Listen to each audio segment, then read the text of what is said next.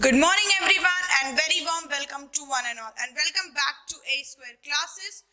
We are up to the our session continues with the second chapter of ecology, that is ecosystem. And in ecosystem, we are up to the what are the functions of ecosystem, what are the relevant factors which affect those functions of ecosystem, and how are this life process or how are these being carried out. Any doubt till here? Before going on to the further topic of today, let me tell you what I have taught in functions of ecosystem. Ecosystem function I have told you four basic things.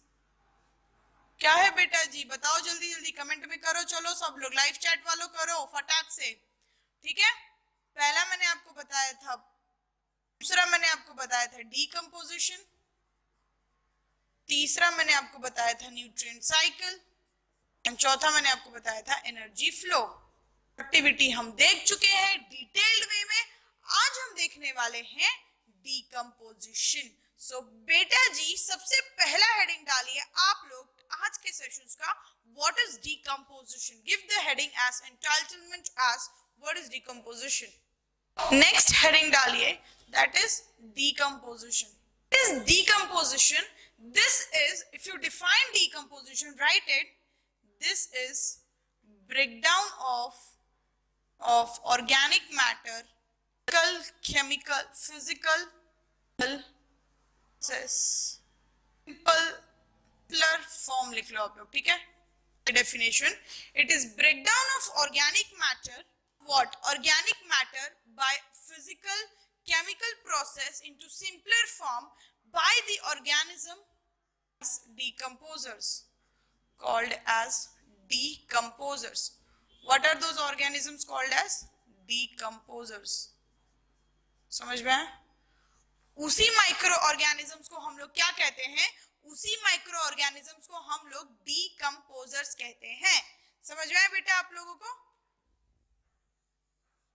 This is breakdown of organic matter by physical chemical process into simpler form. How? इसका हम लोग process देखेंगे। This involves four basic steps, and what are those steps? I'll tell you. Okay. Before I go to it, I'll tell you this organic matter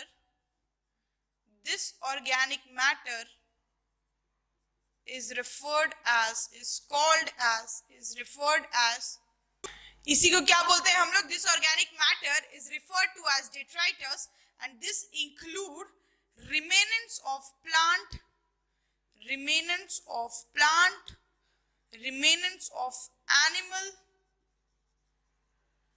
of animals, excretory products or excretion,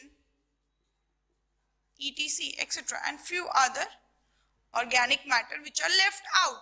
What did I say? Decomposition is first of all what? It is a breakdown of organic matter into a simpler form so that the nutrients can be exchanged or nutrients can be get by the soil, by the decomposers to the soil. And who does it? It is done by the microbes or organism. They are called as decomposers. चलिए बेटा जी जल्दी जल्दी decomposers के example बताइए, मैंने आपको पढ़ाया हुआ है, ठीक है। बताओ, carrion beetles, termites, earthworms, comment करो बेटा जी जल्दी जल्दी, वल्चर्स, ये सारी चीजें मैंने आपको पढ़ाई है। Obviously they are what? They are decompositions, and those organic matter on which these decomposers act, वो organic substance जिस पे ये decomposers act करते हैं, उसी को हम लोग क्या कहते हैं पता है? उसी को हम we call them as detritus. कोई डाउट? बिल्कुल नहीं। And the uppermost layer of soil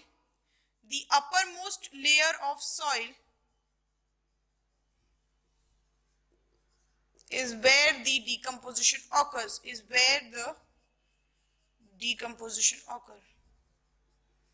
ये मैंने आपको सॉइल प्रोफाइल पढ़ाते वक्त भी बताया था बेटा जी। ओ हॉरिजॉन बताया था, O is not an horizon. फिर आप लोग गलती कर रहे हो बेटा जी। नो नो नो, बिल्कुल नहीं। मैंने आपको 4 हॉरिजॉन के सब क्लासिफिकेशन बताया था हॉरिजॉन पढ़ाते वक्त, जिसमें से मैंने आपको बताया था कि 3 हॉरिजॉन होते हैं, और ओ जो होता है ये अबाव द हॉरिजॉन प्रेजेंट होता है, and that is also referred to as what? It is referred to as, it is a surface.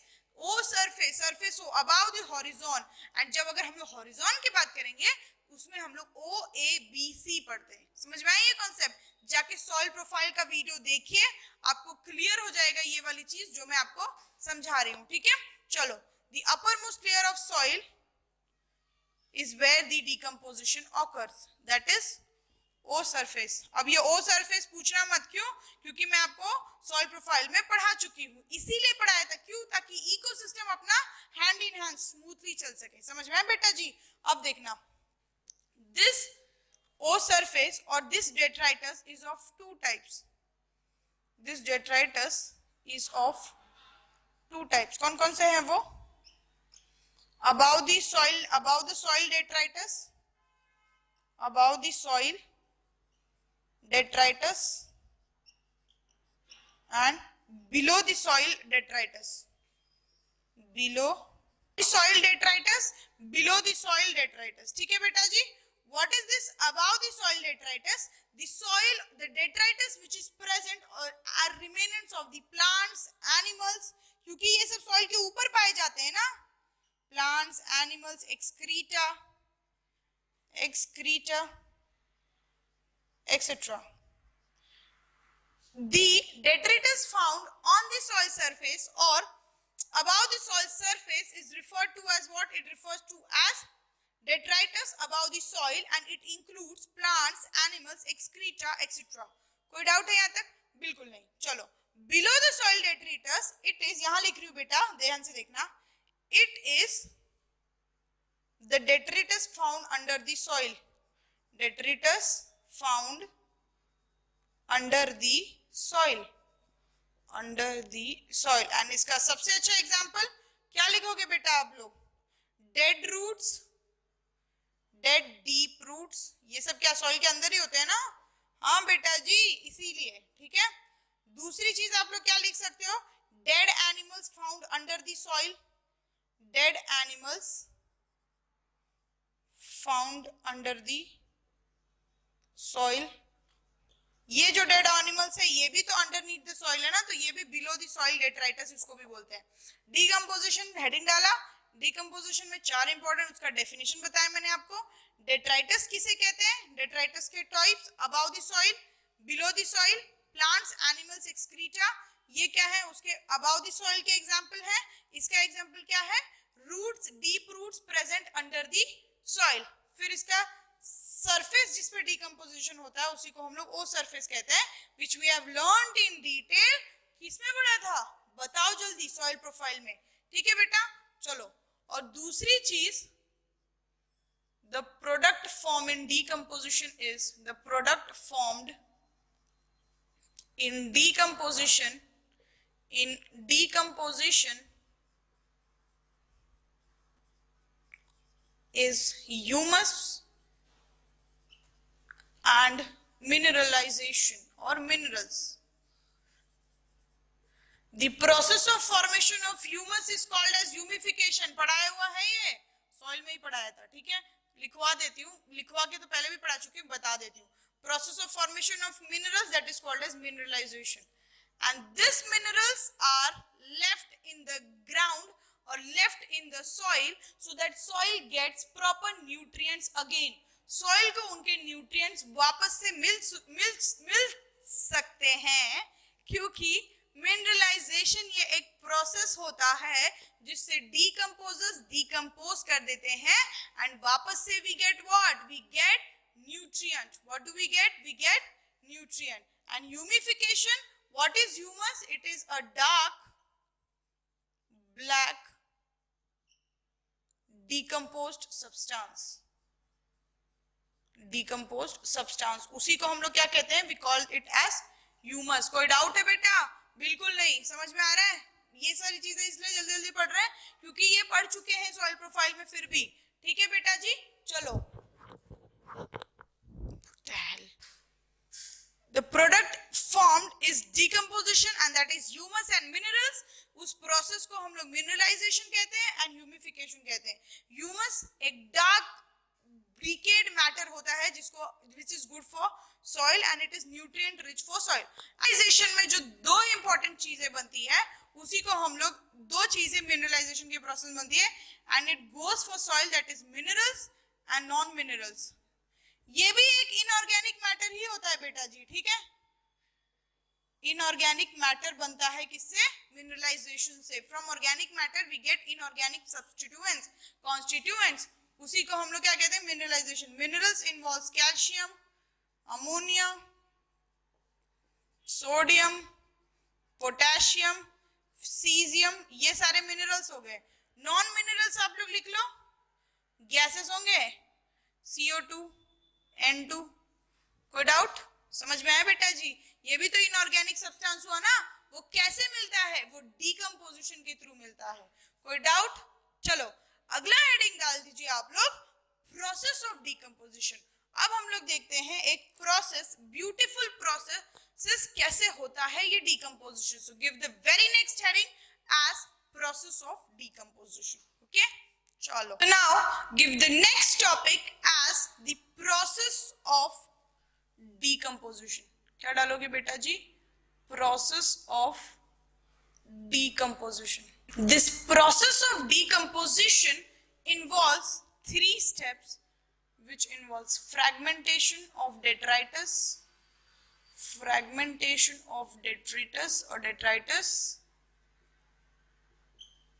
catabolic or catabolism, and third one is leaching. ध्यान से समझना। Before going on to this process, I'll tell you decomposition leads to cleaning of the surface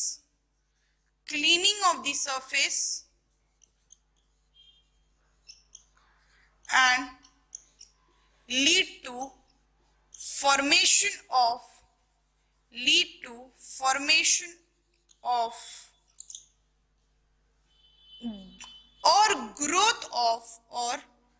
growth of new organism।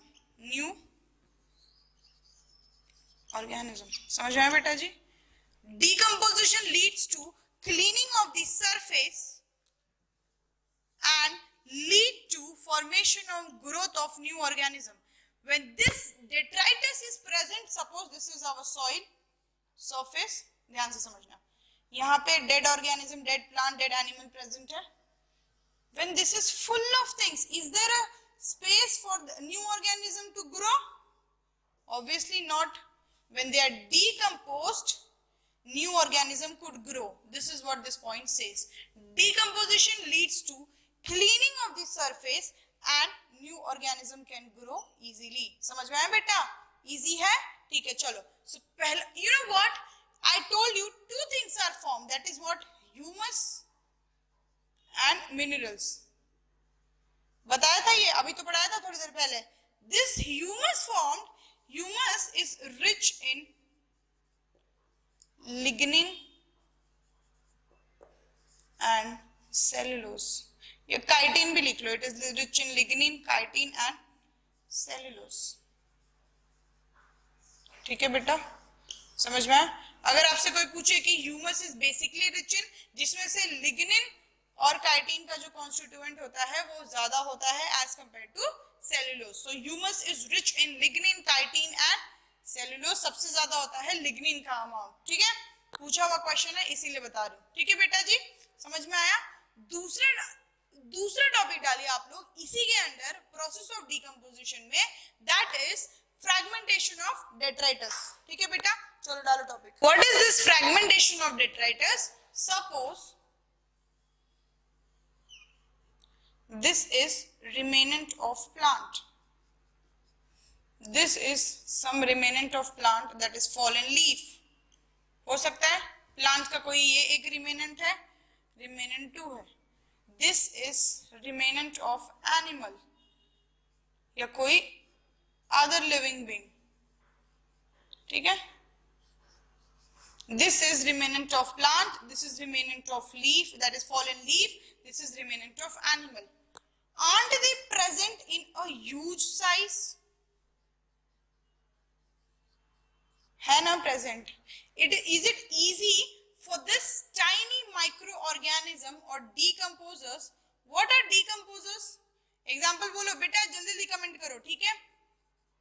Carrion beetle और beetle carrion, ठीक है? दूसरी चीज होती है फंजाई, तीसरी लिख लो बैक्टीरिया, अर्थवर्म्स, ठीक है बेटा, टर्माइट्स, ये सारे एग्जाम्पल हैं हमारे डीकम्पोजर्स के. So is it possible for this decomposers to act on this decay plant, carrion beetles, fungi, bacteria, earthworm, termites? कितने छोटे छोटे होते हैं ना ये, क्या ये इजीली एक्ट कर पाएंगे? They can approach easily but they cannot attack easily. Got it? They can approach easily but they cannot attack easily. So for that matter, what do? They break down this organism. They break down. What do? They break down this organism, and this breakdown is referred to as pulverization. Pulverization. This breakdown को ही हम लोग क्या कहते हैं? We called it as pulverization, and this pulverization occurs in digestive tract of decomposers. Tract of decomposers. बेटा समझ में आया?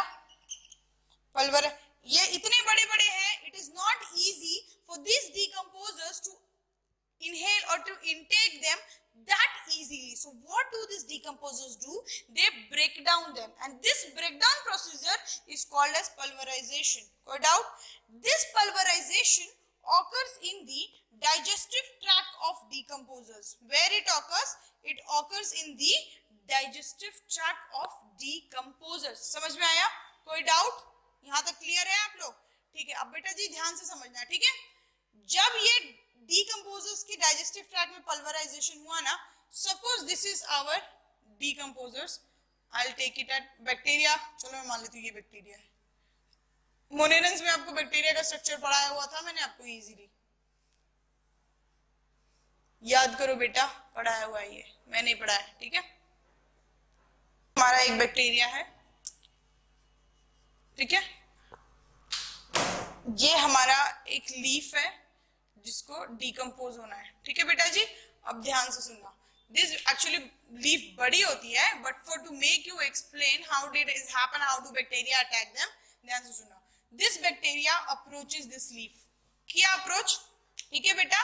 After approaching it penetrates and start decaying this matter. इतना इसने खा लिया अपने मुंह में, got fragmented. This much part has been eaten by this bacteria in the digestive tract. ठीक है? लीफ का ये वाला जो पोर्शन था, which is eaten by now bacteria. ध्यान से समझना बेटा जी, ठीक है? जब इसने खा लिया ये सारे लीफ का decayed part और decomposed होने वाला part, इसमें से some amount is digested. Some amount is digested. This digested amount remains with this digested food remains with bacteria, और it is also immobilized, ताकि उसको कुछ होता नहीं है, वो बाहर नहीं जाता. लेकिन कुछ पोर्शन जो है उससे डाइजेस्ट नहीं हो पाते, and that is again left out. तो ट्री का एक डिकम्पोज्ड पार्ट हमने यहाँ देख लिया. समझ में आया बेटा जी कैसे ये फ्रैगमेंट कर रहा है छोटे छोटे? ध्यान से अच्छे से मैकेनिज्म समझा रही हूँ, ठीक है? फिर से half of it is which is digested, it remains in the body or the digestive tract of the bacteria. Food remains with the bacteria. Half of which is not digested is left out. ये उसने छोड़ दिया. Again it approaches to the second half of the leaf. From the second half, this much is digested. ध्यान से समझना बेटा, ठीक है? This much is digested and this much is again left out. ऐसे करते करते this all portions of leaf have been decomposed in which few is eaten by this bacteria. ऐसे एक बैक्टीरिया नहीं होंगे बेटा जी, थाउजेंड्स, मिलियंस, लाख, करोड़, उतने बैक्टीरियाज होंगे. तो सोचो ये लीफ डिकम्पोज तो हो ही जाएगा ना, क्योंकि बैक्टीरिया हम लोग किसमें मेजर करते हैं बेटा, ग्रोथ कर्व में पढ़ाया हुआ है. दे show what kind of growth, exponential growth दिखाते हैं वो लोग. याद आ रहा है बेटा, क्यों दिखाते हैं एक्सपोनेंशियल ग्रोथ? क्योंकि they are present in colonies, उनमें नंबर ऑफ प्रोडक्शन ज्यादा होता है, वो एक साथ बहुत सारे जन प्रेजेंट होते हैं. इसीलिए ये पूरा लीफ का डिकम्पोजिशन हो चुका, और जिसमें से जो अनडाइजेस्टेड पार्ट है वो छोटे छोटे छोटे छोटे बाहर रह गए. समझ में आया? देखो बैक्टीरिया ने अपना काम कर दिया. What happens? Now comes the role of another decomposers. हम लोग अर्थवर्म ले लेते हैं. Earthworm. This earthworm mobiles, crawls on this left out detritus. This is what left out detritus, left out food था, left out detritus. ये उस left out detritus पे crawl करके इसको छोटे छोटे न्यूट्रिएंट्स के फॉर्म में ब्रेक कर देता है, which is again absorbed by the soil, which absorbed by the soil. समझ में आया बेटा जी कैसे इन्होंने डिकम्पोज किया? तो सब इसको क्या कर रहे हैं ये लोग, ब्रेक कर रहे हैं ना फ्रैगमेंट्स में. This phenomena is called as fragmentation of detritus. Fragmentation का कॉन्सेप्ट क्लियर है? इंपॉर्टेंट पॉइंट जो था, पल्वराइजेशन यहाँ होता है, कहाँ होता है? डाइजेस्टिव ट्रैक्ट में होता है. Digested one stage with bacteria, undigested one left out. कोई डाउट? बिल्कुल नहीं. सेकेंड स्टेप डालिए कैटाबॉलिज्म. कैटाबॉलिज्म, ठीक है. कैटाबॉलिज्म का भी कॉन्सेप्ट मैं आपको उसी में समझाती हूँ, ध्यान से समझना. Suppose this is catabolism. What happen in catabolism? This bacteria, this decomposers secrete digestive enzyme. This bacteria secrete, और decomposers लिख लेना बेटा, decomposers secrete digestive enzyme, secrete digestive enzyme, and this digestive enzyme acts on this left out matter, and this digestive enzyme acts on the organic matter, on the insoluble organic matter, insoluble organic matter, and forms soluble organic matter, and forms soluble organic matter. क्या बनाता है ये? soluble organic matter बनाता है. ठीक है बेटा? What does it makes? It makes soluble organic matter and soluble inorganic matter also, ताकि ये सॉइल में जाकर के इजीली सॉल्यूट डूब सके, इजीली पेनिट्रेट हो सके. कोई डाउट है बेटा जी? अब देखिए, earthworm has the ability for them to locate.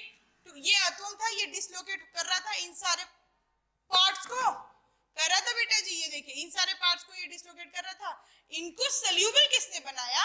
Catabolic reaction या फिर कैटाबोलिक स्टेप से इन पे डाइजेस्टिव एंजाइम एक्ट करवा के. And that digestive enzyme is secreted by whom? Is secreted by decomposers like bacteria, fungi and any other process. इसी phenomena, इसी stage को हम लोग कैटाबॉलिज्म भी कहते हैं. समझ में आया? When this becomes easily soluble, earthworm can easily mobile this bacteria. कोई doubt? And when this is break down, it gives in the form of nutrient. After breaking, it gives in the form of nutrients. That is, this nutrients involves minerals. Minerals मैंने आपको बताए हैं, कौन कौन से minerals है जल्दी जल्दी कमेंट करो बेटा जी. अभी बताया मैंने, like potassium, magnesium, calcium, sodium. Non minerals या फिर इनऑर्गेनिक सब्सटेंसेस जो थे वो कौन कौन से थे? गैसेस थे, जैसे कि CO2 था बेटा, अपना था ना, CO2 था, और क्या था? N2 था. कोई डाउट? लिख लो. समझ में आया? पहला प्रोसेस फ्रैगमेंटेशन समझ में आया, दूसरा कैटाबॉलिज्म समझ में आया. कोई doubt? Do you have any doubt? Please do ask. Okay, fragment fragmentation में इसको ब्रेक करा हमने, उसी ब्रेकडाउन को हम लोग पल्वराइजेशन कहते हैं, जो होता है डाइजेस्टिव ट्रैक्ट में of the bacteria.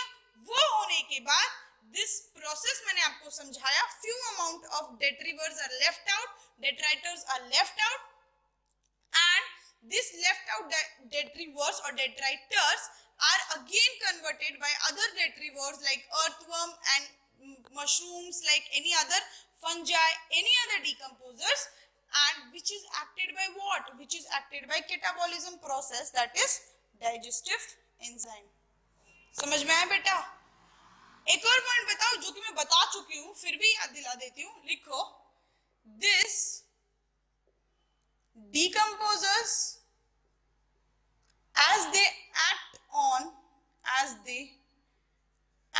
on detritus, उसी को हम लोग डेट्रीवोर्स भी कहते हैं, डेट्री। बेटा जी पहले भी बता चुकी हूँ, बिल्कुल मत भूलना, सेकेंड लेक्चर जाकर के देखिए आप लोग इकोसिस्टम का। कोई डाउट है प्लीज डू आस्क, ठीक है? चलो समझ में आया बेटा अच्छे से? तीसरा स्टेप जो अब हम पहला स्टेप देख लिया, दूसरा स्टेप देख लिया, दूसरे स्टेप में डाइजेस्टिव एंजाइम सीक्रेट हो रहा था, तीसरा स्टेप देखेंगे leaching. What is this leaching? What is this leaching? जब ये मिनरल्स बन गए ना, कौन कौन से minerals, like sodium, potassium, calcium, magnesium, ये सारे मिनरल्स बने थे, गैसेस लाइक CO2, N2, वो they leach or they come down into the soil। वो एक सॉइल में डीपर एंड डीपर परकोलेट हो जाते हैं, पेनिट्रेट हो जाते हैं, through what? Percolate through water, through H2O लिख देती हूँ बेटा, केमिस्ट्री वालों H2O वाटर, ठीक है? CO2, N2 ये नॉन मिनरल सब्सटेंस थे, मिनरल्स वाले सोडियम, पोटेशियम, कैल्शियम, मैग्नीशियम, ध्यान से देखना बेटा लोग, ठीक है? They come down into the soil, ये सारी चीजें पेनिट्रेट हो जाती है सॉइल के अंदर, they go deeper and deeper into the soil and then they penetrate, once they penetrate the roots, the plants, the big trees, the roots go deeper and deeper।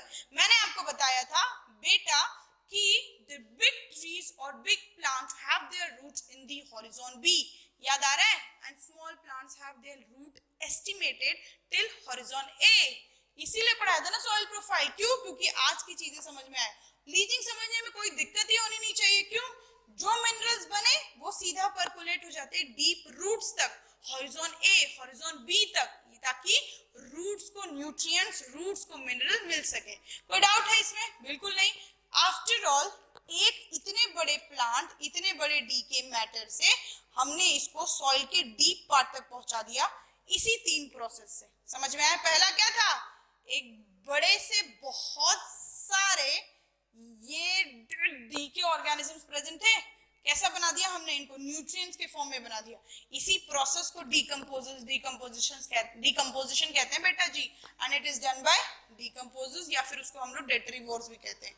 कोई doubt? उनके नाम मैंने आपको यहाँ लिखवाया है, that is beetle, carrion, fungi, bacteria, earthworm and termites. समझ में आया? समझ में आया बेटा? ये लीचिंग वाला प्रोसेस, लीचिंग होने के बाद क्या मिल गया? What happens during this leaching? There is a percolation of the minerals deep into the soil। था ये? कोई डाउट? क्लियर है यहाँ तक? सारे प्रोसेसेस क्लियर है बेटा जी आप सबको? चलो दूसरा हेडिंग डालिए, decomposition से related, what are those factors which affect the decomposition? So give the topic as factors affecting decomposition. So give the next heading as factors affecting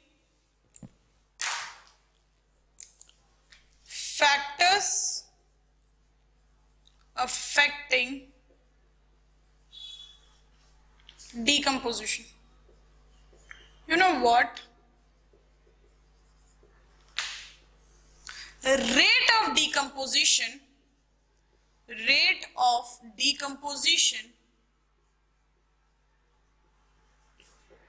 depends on the chemical constituents the chemical composition of detritus, उस detritus यानी वो जो organic compound है उसका chemical composition कैसा है, पहला point. दूसरा टेम्परेचर, तीसरा सॉइल मॉइस्चर,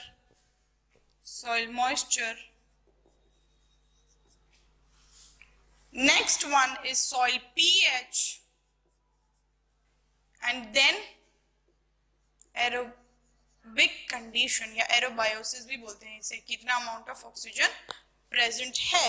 क्या क्या बोला मैंने आपको बेटा जी, rate of decomposition depends on the chemical composition of detritus, temperature, soil moisture, soil pH and aerobiosis, that is aerobic condition, या फिर कितना अमाउंट ऑफ ऑक्सीजन प्रेजेंट है। Put the very first heading as temperature.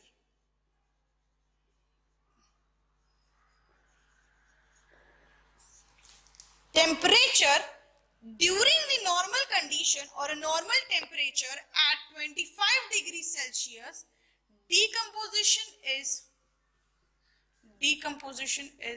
rapid. Decomposition कैसा होता है? It is rapid and it lowers when temperature is 10 degrees Celsius or below it. समझ में आया? तो टेम्परेचर कैसे अफेक्ट कर रहा है बेटा जी आप लोगों को? 25 डिग्री सेल्सियस पे डिकम्पोजिशन रैपिड होता है, अच्छे से हो रहा था, वहीं पे it lowers when the temperature is 10 degree Celsius और व्हेन टेम्परेचर लोअर्स। तो टेम्परेचर और डिकम्पोजिशन का कैसा रिलेशन हो गया? डायरेक्टली प्रोपोर्शनल का रिलेशन हो गया बेटा। ये टेम्परेचर बढ़ाया डिकम्पोजिशन बढ़ेगा, टेम्परेचर घटाया डिकम्पोजिशन घटेगा, इसी फेनोमेना को डायरेक्टली प्रोपोर्शनल कहते हैं बेटा जी। आप लोग बोलोगे हाँ मैम कहते हैं, ठीक है। If those decomposition doesn't occur, अगर डिकम्पोजिशन नहीं हुआ, what happens? There is accumulation of detritus on and on if decomposition doesn't occur.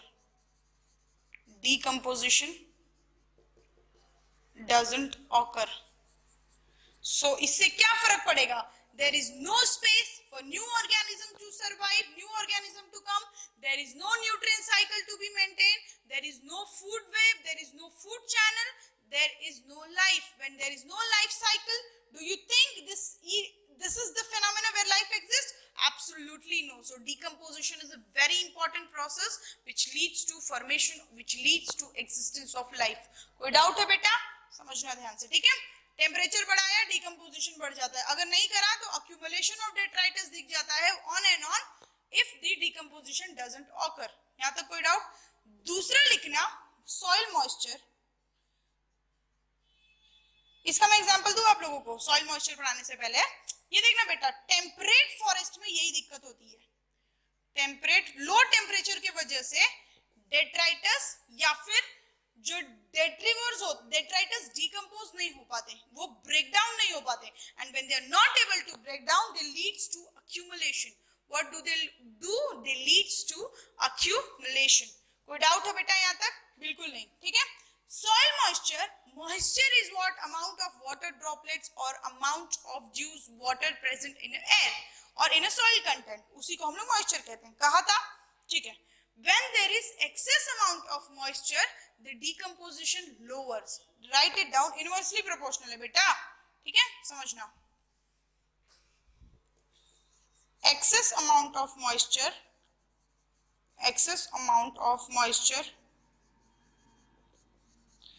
जितना ज्यादा moisture lowers the decomposition process, lowers the decomposition process. Example दो बेटा, सोचो कहां पे मॉइस्चर ज्यादा हो जाता है, मॉइस्चर की वजह से कहां पे डिकम्पोजिशन अफेक्ट करता है, बताओ मैं आपको। ट्रॉपिकल फॉरेस्ट बेटा जी, ट्रॉपिकल फॉरेस्ट, ट्रॉपिकल फॉरेस्ट में क्या होता है कि there is adequate amount of temperature, वहां का जो टेम्परेचर है वो सूटेबल है डिकम्पोजिशन के लिए, बट सॉइल में, ह्यूमिड में, एनवायरमेंट में इतना ज्यादा मॉइस्चर है, उस मॉइस्चर की वजह से decomposers are not able to form this process that is called as decomposition process. जो 3 प्रोसेस बताई थी ना मैंने आपको, कौन कौन सी बेटा? फ्रैगमेंटेशन, दूसरी क्या थी? कैटाबॉलिज्म, तीसरी क्या थी? बताओ, लीचिंग। समझ में आया? तो वो प्रोसेसेस वो इजीली नहीं कर पाते during the presence of excessive moisture. That is the reason when there is excessive moisture present in the soil, they do not allow the decomposition to take appropriately, and then again there is accumulation of detritus in these areas for years and years. You know what? The normal time of inadequate temperature,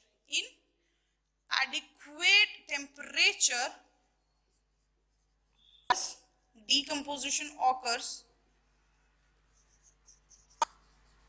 और इन 1 month, 1 महीना लगता है normal temperature में करने पे, लेकिन अगर temperature घटा दिया it takes more period of time और इट स्लोज डाउन या फिर होता ही नहीं है। सिमिलरली मॉइस्चर के केस में भी यही है, अगर मॉइस्चर बढ़ाया तो फिर वो बहुत ज्यादा टाइम लेते हैं, उसके ऊपर डेट्राइटिस जमा होते जाता है and they are unable to decompose and they are unable to clean the surface so that different organism या फिर different organism grow over there, उसके लिए दूसरे ऑर्गेनिज्म वहां पे इजीली ग्रो कर सके। समझ में आया बेटा? ऑब्वियसली। तीसरा पॉइंट डालना आप लोग, soil pH.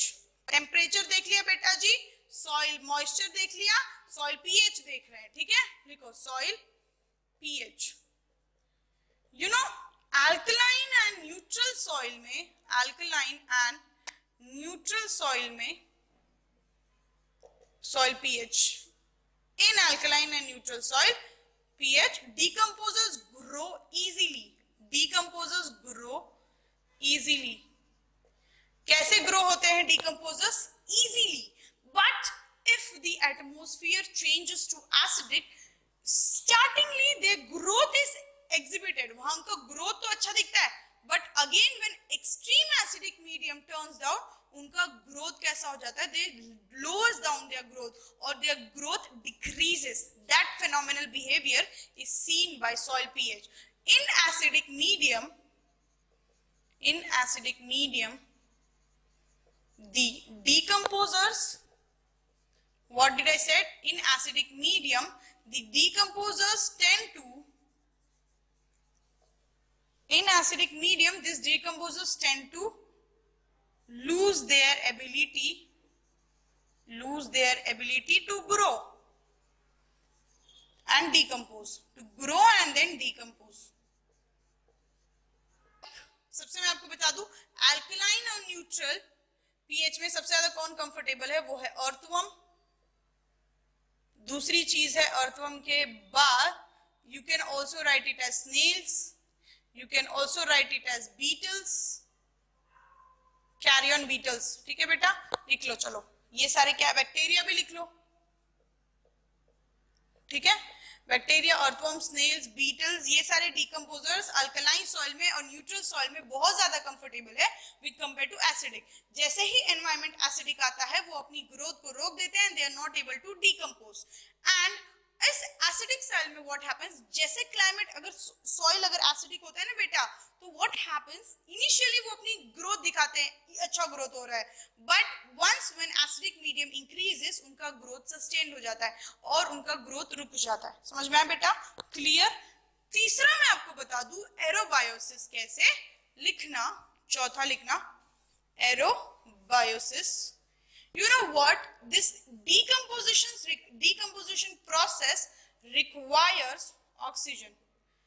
This decomposition process requires oxygen. What do it requires? It requires oxygen. ठीक है? इसको ऑक्सीजन की जरूरत होती है इस डिकम्पोजिशन प्रोसेस को। That is the reason if और anaerobic condition, decomposition doesn't take place. Decomposition doesn't occur. समझ में आया बेटा? कोई डाउट? इजी पॉइंट है, इजी फैक्टर्स हैं, ठीक है? सॉइल मॉइस्चर, सॉइल पीएच, एरोबाइसिस भी देख लिया। एरोबाइसिस में देखा अगर ऑक्सीजन और अगर अमाउंट ऑफ ऑक्सीजन प्रेजेंट है एनवायरनमेंट में तो वो डिकम्पोजिशन को फेवर करता है, और अगर नहीं प्रेजेंट है तो it does not favour the decomposition. ठीक है बेटा, कोई डाउट? एरोबाइसिस का ये क्लियर हो गया। कॉम्पोजिशन की अगर मैं आपको बात करूं बेटा, नेक्स्ट पॉइंट लिखना, कॉम्पोजिशन कि अगर एक सेल में या फिर अगर एक प्लांट की लीफ में लिग्निन एंड काइटिन है, then their decomposition is slow. Then their decomposition is slow. Composition is slow. अगर लिग्निन और काइटिन है तो उनका डिकम्पोजिशन कैसा है? स्लो है। Cellulose takes a lot of time for decomposition. Cellulose take a lot of time for decomposition. समझ में? So what is dependent? Actually ये लिग्निन और काइटिन है क्या? This is the composition of cell wall, isn't it? पढ़ाया था fungi में, जाके देखो पन्ने पलटो बायोलॉजिकल क्लासिफिकेशन के, क्या था उसमें? फंजाई का जो सेल वॉल है, it consists what? It consists chitin, and similarly lignin which is present where? It is basically present in red alga. alga के केस में सेल वॉल में क्या देखते हैं? यही देखते हैं, लिग्निन एंड काइटिन। सो अगर ये प्लांट अवेलेबल है, अगर ये सोर्सेस अवेलेबल है, so will it not take time for decomposition? It will, right? So and similarly cellulose also takes more amount, और the cellulose सबसे ज्यादा amount of time conquer करता है किसके लिए? For decomposition. That's all for today, and we have seen the very important concept of decomposition. I have taught you. Let's understand the concept of decomposition by a beautiful diagram which is present in your NCERT, which I have also drawn few amount. Come, I'll show you.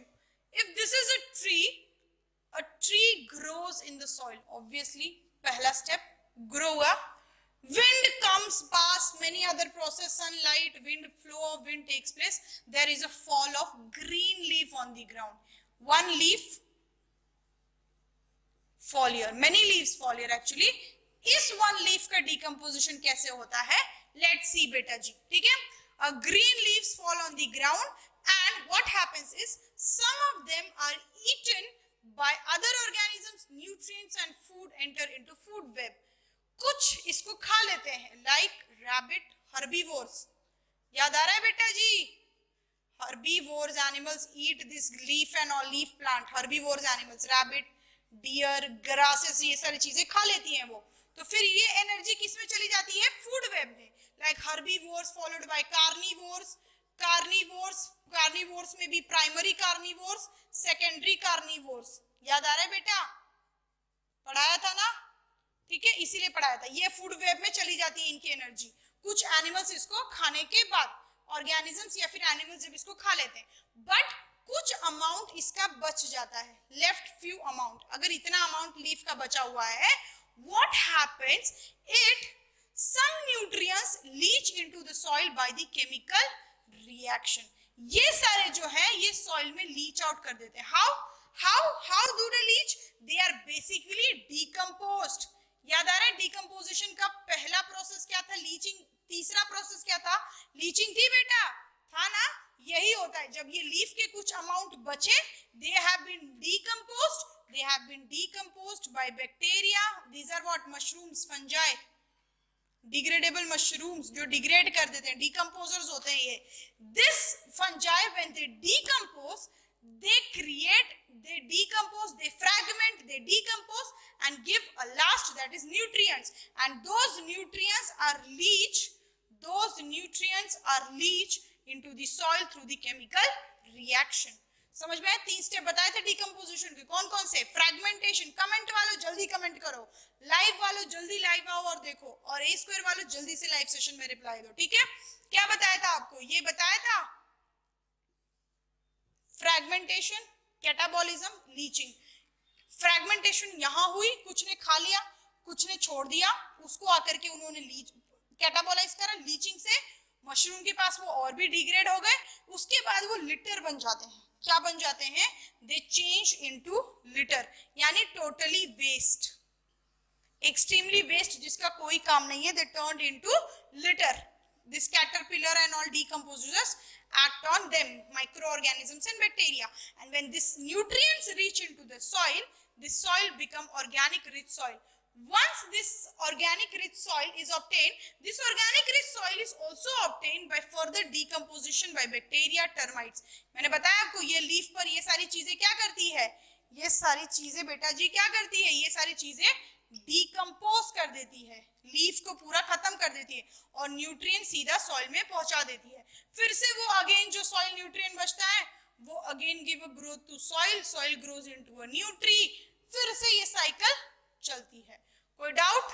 Easy था, obviously easy था. जितना मैंने आपको लिखवा के पढ़ाया था उसी को मैंने आपको डायग्राम में समझाया. लिटर क्या है? एक वेस्ट मैटर प्रोड्यूस होता है जिसका अग से कोई काम नहीं है. ठीक है, वैसे तो मैक्सिमम सारी चीजें डिकम्पोज हो जाती है, लेकिन वो जो चीजें लेफ्ट आउट हो जाती है उसी को हम लोग लिटर कहते हैं. बेटा जी साइकिल समझ में आई? कुछ है नहीं, एनसीईआरटी में दिया हुआ है, रट लो, लिख लो, याद कर लो. ठीक है, that's all for today and yes thank you. We all have seen all the important parts. सारी अच्छी अच्छी चीजें हमने देख चुके हैं यहाँ पर. Everything we have concluded. Today's topic was all about decomposition. Decomposition में देखा, definition देखा. What was decomposition? Then we have seen the process. What three process? Fragmentation, उसके बाद catabolism, उसके बाद leaching. Clearly देखा. उसके बाद तीसरे step में आ गए. What are the factors which affect decomposition? Then हमने देखा temperature is very important factor, composition is very important factor, soil moisture, soil pH. And last but not the least, that was anaerobiosis. Please do comment अगर आपको याद है तो. ठीक है, चलो. And then lastly we have concluded among with factors how diagrammatically this decompositions occur. कैसे diagram के हिसाब से ये decomposition होता है. समझ में आया? कोई डाउट? Understood? ठीक है बेटा, thank you very much. Keep do watching my videos. And for repay, please do like it, please do comment it, because ये छोटा सा एक concept है. When you give something for us, I do watch your comments, I do read your comments. So जो live चल रहे हैं please comment करिए, please like करिए और please देखिए. क्यों? क्योंकि this is for you. There's nothing more extra, there's nothing more less. इतना पढ़ लिया, नीट तो हो ही जाना है. जितना पढ़ा रही हूँ उतना पढ़ लो बेटा. ठीक है, आज की मोटिवेशन इतना ही, बाकी मोटिवेशन कल देखेंगे. Thank you very much. And thank you. Yes, do watch the video. That's all.